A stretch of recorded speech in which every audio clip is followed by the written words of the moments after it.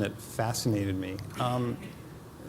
At the time, I mean, there is there's a school of history that says they didn't. Everything that I read definitely says they did. In fact, the day after the transistor's unveiling, the president of Bell Labs, even after it had been buried in the New York Times on page 46 or something, that were not, that it had been not seen as this kind of huge breakthrough. That a reminder to all of us about the New York Times.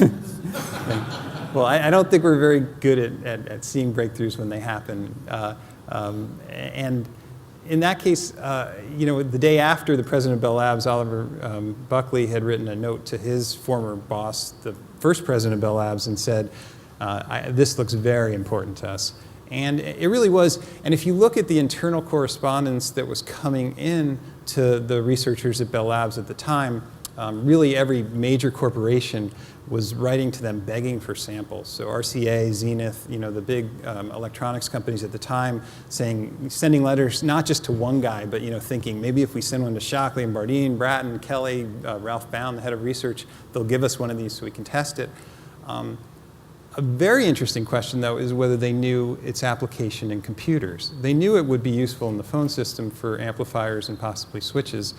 And the only thing I found was a couple weeks after the unveiling of the transistor, an MIT professor, Jay Forrester, wrote a note to Bell Labs, I think to Ralph Bound, the head of research, and said, can you please send us some? Because we think it really has some application in high-speed computers that we're building here.